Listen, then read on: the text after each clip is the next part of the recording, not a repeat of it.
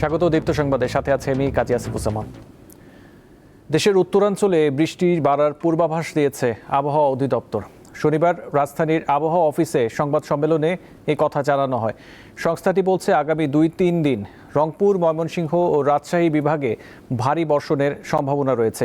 এদিকে গত 24 ঘন্টায় 106 মিলিমিটার সর্বোচ্চ বৃষ্টি হয়েছে চট্টগ্রামের আমবাগানে। ধাপে ধাপে বৃষ্টি কমে যাচ্ছে।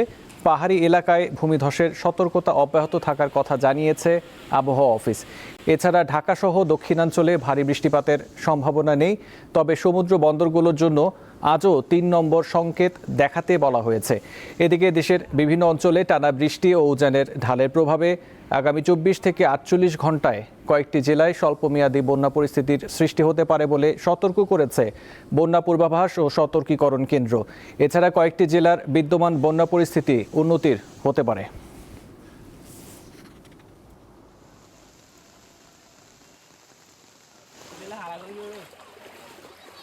পাহাড়ি এলাকার যে সতর্কতা ছিল, আমরা হেভি রেইনফল হয়তো আজকে রাখবো, তবে ভূমিধস বা জলবদ্ধতার কথা নতুন করে আর আমাদের পূর্বাভাস থাকবে না। যে বৃষ্টিটা আছে এই বৃষ্টিটাই হয়তো আগামী 1-2 দিনের ভিতরে অনেকটাই কমে যাবে। রংপুর, ময়মনসিংহ এইসব জায়গায় বৃষ্টি আগামী 2 থেকে 3 দিন বৃষ্টি ওই দিক হবে এবং ওই জায়গায় কিছুটা বৃষ্টি ভারী বর্ষণের সম্ভাবনা আছে। তবে যে জিনিসটা এখানে দেখা যাচ্ছে, যে বৃষ্টির কারণে সবচেয়ে আমার নদীতে পানি বাড়ে, বিশেষ করে আসাম, মেঘালয়, ত্রিপুরা এইসব জায়গাতে যে বৃষ্টিটা হওয়ার কথা, কিন্তু ওই সব জায়গাতে ওই রকম অতি ভারী বর্ষণ নেই। যে বৃষ্টিটা হবে এটা বিশেষ করে আমাদের অভ্যন্তরের এলাকায়, বিশেষ করে রংপুর, ময়মনসিংহ এইসব জায়গাতে। পাহাড়ি ঢলে পানিতে ডুবে ও পাহাড় ধসে গত 7 দিনে শুধু কক্সবাজারেই 26 জনের প্রাণহানি ঘটেছে। এছাড়া মৌলভীবাজার ও চট্টগ্রামেও প্রাণহানির ঘটনা ঘটেছে। বৃষ্টি ও পাহাড়ি ঢলে বিপর্যস্ত হয়ে পড়েছে চট্টগ্রাম ও পার্বত্য অঞ্চল। চট্টগ্রাম অঞ্চলের সব নদীর পানি বিপদসীমার উপর দিয়ে বইছে। গত 5 দিন ধরে পানিবন্দী রয়েছে চট্টগ্রামের অন্তত 5 লাখ মানুষ। হালদা, সাঙ্গু, মাতামুহুরী, মুহুরী, ফেনী ও সেলোনিয়া নদীর পানি সমতলে হ্রাস পেয়েছে। এদিকে চট্টগ্রাম জেলায় বন্যা পরিস্থিতি মোকাবেলায় বেসামরিক প্রশাসনকে সহায়তার জন্য সেনা সদস্যদের মোতায়েন করা হয়েছে। এছাড়া সিলেট বিভাগের অনেক জেলায় দেখা দিয়েছে বন্যা। গত কয়েকদিনের টানা বৃষ্টি ও উজান থেকে নেমে আসা ঢলে বিপদসীমা ছাড়িয়েছে সিলেট বিভাগের 6 নদীর পানি। ভারতের ত্রিপুরা থেকে নেমে আসা পানিতে প্রবল বেগে মনু নদীর বাঁধ ভেঙে কোমলগঞ্জের শিক্ষা প্রতিষ্ঠান সহ বহু গ্রাম প্লাবিত হয়েছে।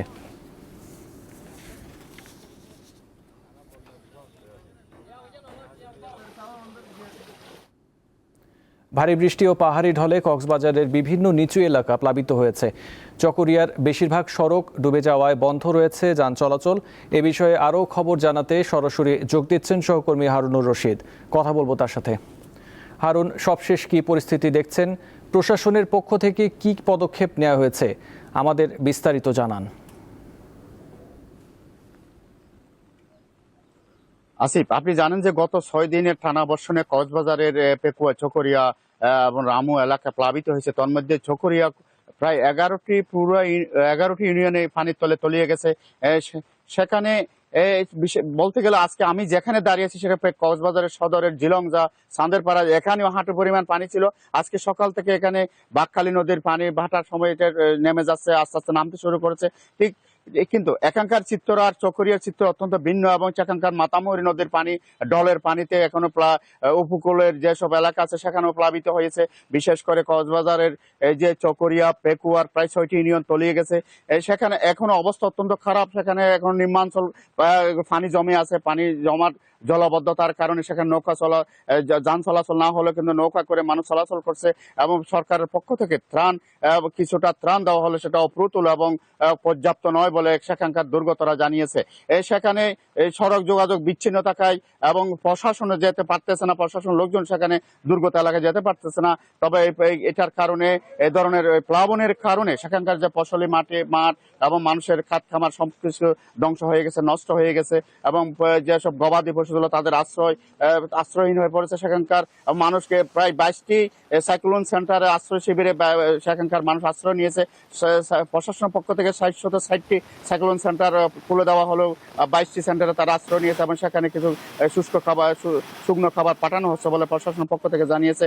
এদিকে জেলা প্রশাসক আব্দুল মান্নান তিনি জানিয়েছে 750 মেট্রিক টন চাল এবং 30 লক্ষ টাকা বরাদ্দ করা হয়েছে এবং সকালে তিনি বাংলাদেশ সরকারের মাননীয় প্রধানমন্ত্রী তারেক রহমানের সাথে কথা বলেছেন। তিনি যেটা বলেছেন, সরকারের নির্দেশনায় তিনি ইতিমধ্যে প্রশাসনের দুর্গত এলাকায় ত্রাণ পাঠানো হয়েছে এবং সেখানে প্রশাসনের পক্ষ থেকে কাজ করছে বলে জেলা প্রশাসক তিনি জানিয়েছে এবং যারা একসাথে বন্যা পরিস্থিতি মোকাবেলা করবে এবং সবাইকে ধৈর্য ধরার আহ্বান জানিয়েছে এবং সবাইকে দুর্গত এলাকায় সবাইকে সহায়তা করার জন্য প্রশাসন কাজ করতে তিনি আশ্বস্ত করেছেন।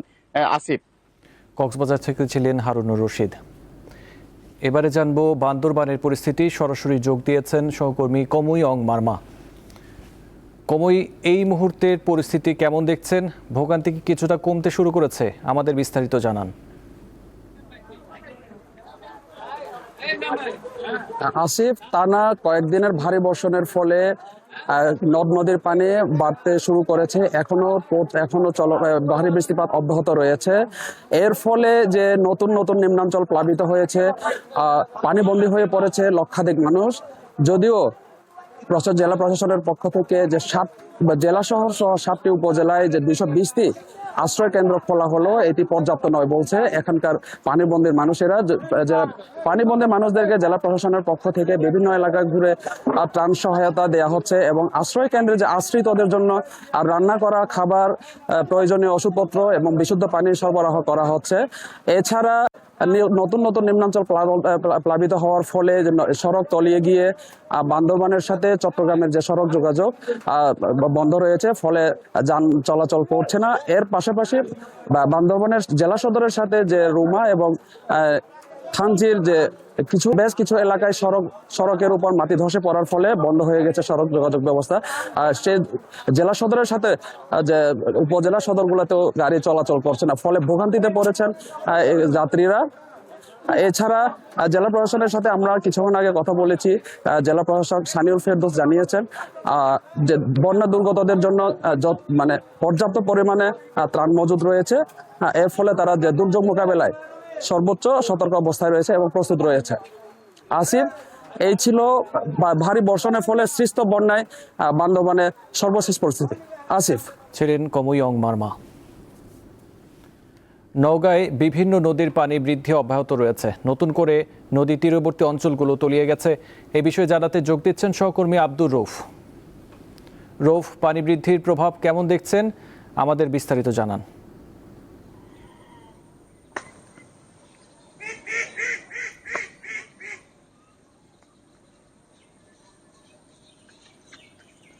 গত কয়েকদিনের নতুন করে ভারী বর্ষণের কারণে নওগাঁর যে প্রধান নদীগুলো রয়েছে সেই প্রধান নদীগুলোর পানি নতুন করে দ্বিতীয় দফায় বৃদ্ধি পেতে শুরু করেছে। আর এই দ্বিতীয় দফায় বৃদ্ধি পাওয়ার কারণে ইতিমধ্যে নওগাঁর যে তীরবর্তী নিম্ন অঞ্চলগুলো রয়েছে সেসব নিম্ন অঞ্চলগুলো পানিতে তলিয়ে গেছে। বিশেষ করে নিম্ন অঞ্চলে যেসব ফসলগুলো রয়েছে সেসব ফসলগুলো ইতিমধ্যে পানিতে তলিয়ে গেছে। তো এটি হচ্ছে দ্বিতীয় দফায় কিন্তু নওগাঁর পানি বৃদ্ধি পাচ্ছে এবং আজকে গত 24 ঘন্টায় নওগাঁতে 100 মিলিমিটারের বৃষ্টিপাত হয়েছে। এই বিষয়টি নিশ্চিত করেছে নওগাঁর বদলগাছি কৃষি আবহাওয়া পর্যবেক্ষণাগারের কর্মকর্তা মোহাম্মদ মিজানুর রহমান।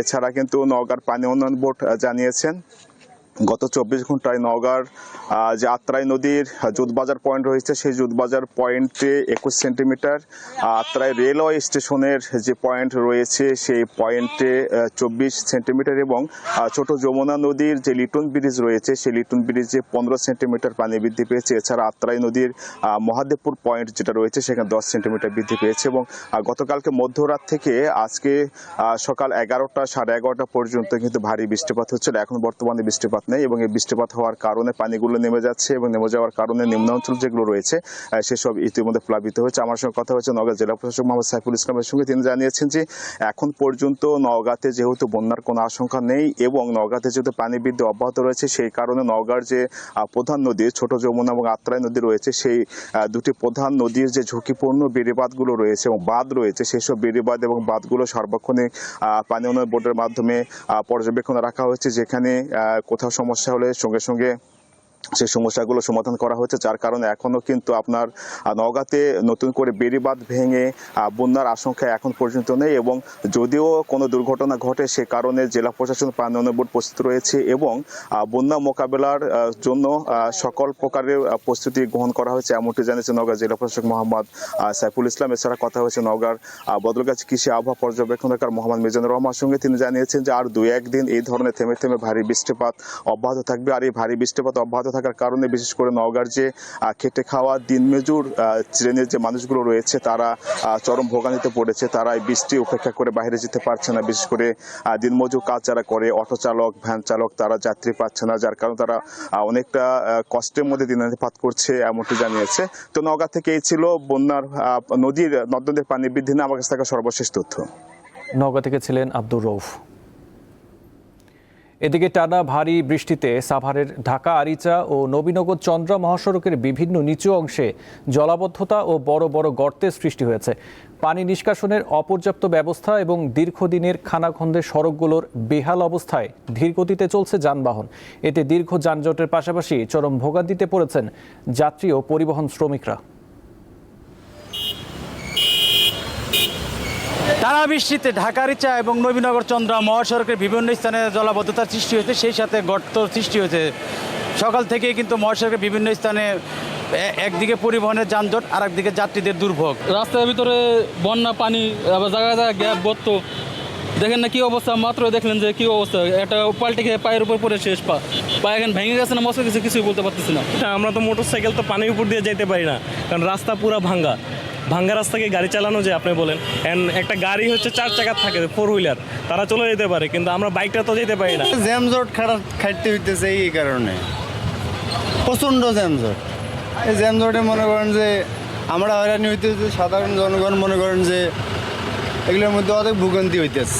সকালবেলা প্রায় 1 ঘন্টা 1.5 ঘন্টা জাম চলছি, এই ভাঙ্গার জন্য অনেক হয়, সমস্যা হইতেছে আমাদের রাস্তা দিয়ে।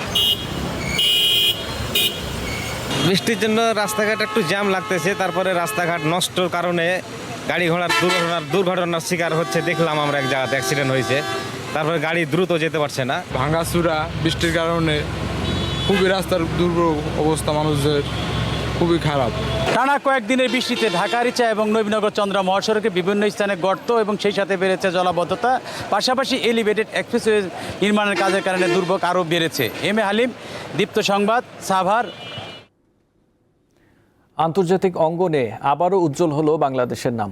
গাজীপুরের কালিয়াকৈরের 2য় শ্রেণীর শিক্ষার্থী সামিনা নূর তাজ ইংরেজি ভাষার আন্তর্জাতিক প্রতিযোগিতায় হিপ্পো আন্তর্জাতিক ইংরেজি অলিম্পিয়াডে এশিয়া আঞ্চলিক পর্বে প্রথম স্থান অর্জন করেছে।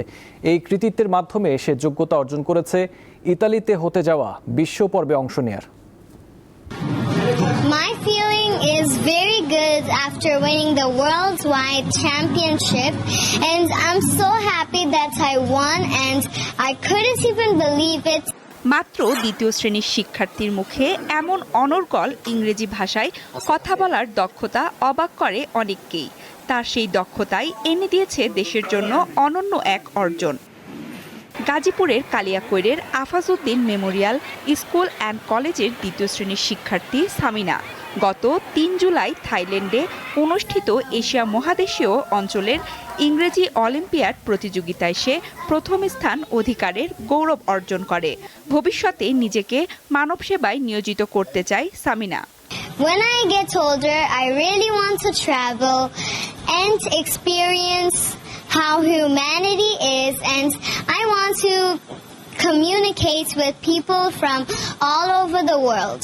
শিক্ষা জীবনের শুরু থেকেই ইংরেজি ভাষার প্রতি গভীর অনুরাগী এই ক্ষুদে জিনিয়াস। তার এই পথ চলায় মা বাবা ও শিক্ষকদের অবদান কম নয়। আমাদের এশিয়া মহাদেশেও প্রথম হয়েছে, তো এশিয়ার পক্ষ থেকে ইতালিতে দেশে আমাদের এশিয়া মহাদেশের পক্ষ হয়ে লড়বে। আশা করি ইনশাল্লাহ আল্লাহর রহমতে বিজয়ী হবে, এটা আমাদের প্রত্যাশা।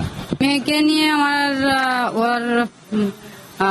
আমার কথা হলো যে ওকে আমি যতটুকু সাপোর্ট দেয়া সব দিক দিয়ে আমি দিব, তারপরে ওর ইচ্ছা, ও যেদিকে যেতে চায় আমি ওকে ওই দিকেই মুভ করাবো। গত 7 জুলাই সামিনা নূর তাজকে সংবর্ধনা দেয় স্কুল কর্তৃপক্ষ। ও যতদিন লেখাপড়া করবে আমার এখানে, এটা তো আমি ওর ফ্রি অফ কস্ট। আর ও যতদিন লেখাপড়া করে, বাংলাদেশে লেখাপড়া করতে গেলে ওর পিছনে যত বাইক দরকার আফাজউদ্দিন পরিবার করবে। বিশ্বের বিভিন্ন দেশের শিক্ষার্থীদের অংশগ্রহণে হিপ্পো আন্তর্জাতিক ইংরেজি অলিম্পিয়াডে ব্যাকরণের পাশাপাশি পাঠ অনুধাবন, ভাষার সঠিক ব্যবহার এবং যোগাযোগ দক্ষতা মূল্যায়ন করা হয়। বয়সভিত্তিক এই প্রতিযোগিতার জাতীয় ও আঞ্চলিক পর্বের সফলরাই বিশ্ব পর্যায়ে অংশ নেওয়ার সুযোগ পান। সেই ধারাবাহিকতায় আগামী 28 সেপ্টেম্বর থেকে 3 অক্টোবর পর্যন্ত ইতালিতে হতে যাওয়া বিশ্ব পর্যায়ের প্রতিযোগিতায় অংশগ্রহণ করবে সামিনা নূর তাজ। সঞ্জিদা স্নিগ্ধা, দীপ্ত, বার্তাকক্ষ। এবারে আন্তর্জাতিক প্রসঙ্গ। হরমুজ প্রণালীতে চলাচলকারী বাণিজ্যিক জাহাজে হামলা বন্ধে ইরানের প্রকাশ্য প্রতিশ্রুতি চায় যুক্তরাষ্ট্র। শনিবারের নির্ধারিত আলোচনায় তেহরানকে এ বিষয়ে আনুষ্ঠানিক ঘোষণা দেওয়ার আহ্বান জানিয়েছেন দেশটির প্রেসিডেন্ট ডোনাল্ড ট্রাম্প। মার্কিন গণমাধ্যমের দাবি, ইরান স্বীকার করেছে যে জাহাজে গুলি চালানোর ঘটনা ছিল ভুল, এর দায় তারা একটি উগ্রপন্থী গোষ্ঠীর ওপর চাপিয়েছে। ট্রাম্প জানিয়েছেন, হরমুজকে কেন্দ্র করে সাম্প্রতিক উত্তেজনা সত্ত্বেও উভয় পক্ষ আলোচনা চালিয়ে যেতে সম্মত হয়েছে।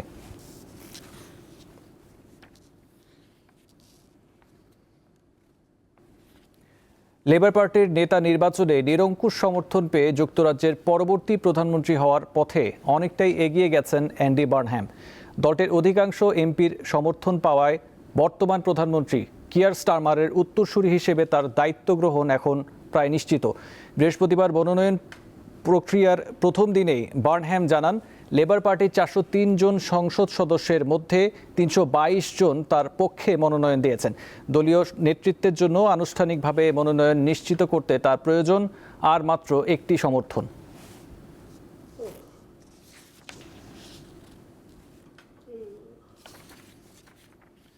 ভেনেজুয়েলায় গত মাসে আঘাত হানা জোড়া শক্তিশালী ভূমিকম্পে নিহতের সংখ্যা 4000 ছাড়িয়েছে। সরকারি হিসাবে এ পর্যন্ত 4118 জন নিহত এবং 16740 জন আহত হয়েছেন। উপকূলীয় লাগুইরা এলাকায় সবচেয়ে বেশি ক্ষয়ক্ষতি হয়েছে, আর হাজারো মানুষ এখনও নিখোঁজ। রিক্টার স্কেলে 7.2 ও 7.5 মাত্রার পরপর দুটি ভূমিকম্পে বহু ভবন ধসে পড়েছে। জীবিত উদ্ধারের আশা ছেড়ে দিলেও স্বজনদের মরদেহের খোঁজে এখনও ধ্বংসস্তূপে অপেক্ষা করছেন অনেক পরিবার।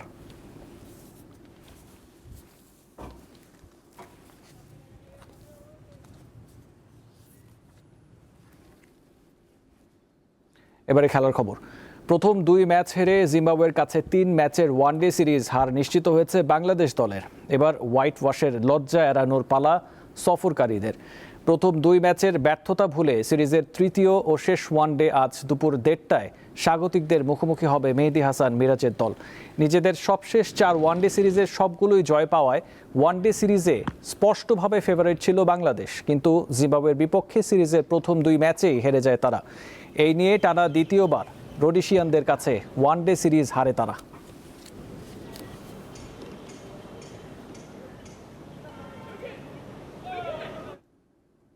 তেরো বছরের দীর্ঘ বিরতি শেষে আবারও রিয়াল মাদ্রিদের দায়িত্ব পেলেন হোসে মরিনিও। ক্লাবের সাথে 3 বছরের চুক্তি করেছেন তিনি। প্রাক মৌসুম অনুশীলনের মাধ্যমে আনুষ্ঠানিকভাবে দায়িত্ব বুঝে নিয়েছেন 63 বছর বয়সী এই পর্তুগিজ কোচ। অভিজ্ঞ এই কোচকে সান্টিয়াগো বার্নাবিউতে ফেরাতে বেনফিকার সঙ্গে সমঝোতা করেছে লস ব্ল্যাঙ্কো ম্যানেজমেন্ট, যার জন্য ক্ষতিপূরণ বাবদ গুনতে হয়েছে 13 মিলিয়ন পাউন্ড। মাদ্রিদে মরিনিওর প্রথম অধ্যায়টি ছিল 2010 থেকে 2013 সাল পর্যন্ত। সেই 3 বছরে রিয়ালকে একটি করে লা লিগা, কোপা দেল রে এবং স্প্যানিশ সুপার কাপ শিরোপা জিতিয়েছিলেন তিনি। মাদ্রিদ ছাড়ার পর তিনি প্রিমিয়ার লিগের চেলসি, ম্যানচেস্টার ইউনাইটেড ও টটেনহাম হটস্পারের মতো বড় ক্লাবের দায়িত্ব সামলেছেন। এবারে বিআরবি কেবলস নিবেদিত ফিফা ওয়ার্ল্ড কাপ 2026।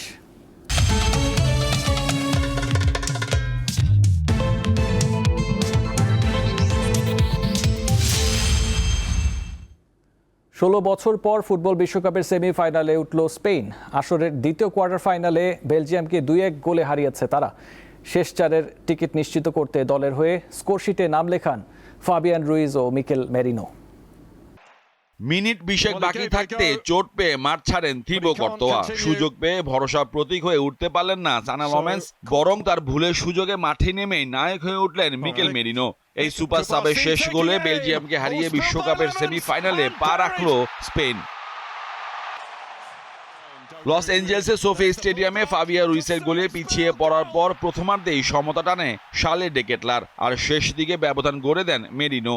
16 বছর পর আবারও বিশ্বকাপে শেষ চারে উঠে স্প্যানিশরা। 2010 সালে প্রথমবার বিশ্বকাপ জয়ের পরের আসরের গ্রুপ পর্ব থেকে বিদায় নিয়েছিল তারা, আর গত 2 আসরেই তাদের পথচলা শেষ হয় রাউন্ড অফ 16-এ। পুরো ম্যাচেই পজিশন ও আক্রমণে আধিপত্য দেখায় স্পেন। 65% বেশি সময় বল দখলে রেখে গোলের জন্য 17 শটে 8টি লক্ষ্যে ছিল, আর বেলজিয়াম 5 শট নিয়ে কেবল 2টি লক্ষ্যে রাখতে পারে। বেলজিয়ামের বিপক্ষে এই হাই ভোল্টেজ ম্যাচে স্পেনের শুরুর একাদশে সুযোগ পেয়ে ইতিহাস করেন ইয়ামাল এবং কুবারসি। পরিসংখ্যান অনুযায়ী বিশ্বকাপের কোয়ার্টার ফাইনাল বা তার পরবর্তী নকআউট পর্বের কোনো একাদশে 2 কিশোর যাদের বয়স 19 বছর বা তার চেয়েও কম এমন তরুণদের খেলানোর ঘটনা বিশ্বকাপে গেল 68 বছরের ইতিহাসে এই প্রথম। সব প্রতিযোগিতা মিলিয়ে টানা 36 ম্যাচে অপরাজিত থাকার আত্মবিশ্বাস সঙ্গী করে ফাইনালে ওঠার লড়াইয়ে আগামী 15 জুলাই ডালাসে ফ্রান্সের মুখোমুখি হবে স্প্যানিশরা। মোহাম্মদ হাসিব, দীপ্ত স্পোর্টস। এই ছিল এখনকার মতো। পরবর্তী সংবাদ 2টায় দেখার আমন্ত্রণ রইল। এছাড়াও তথ্য বিনোদনের খবর পেতে চোখ রাখুন দীপ্ত টিভি ডিজিটাল প্ল্যাটফর্মগুলোতে। ধন্যবাদ।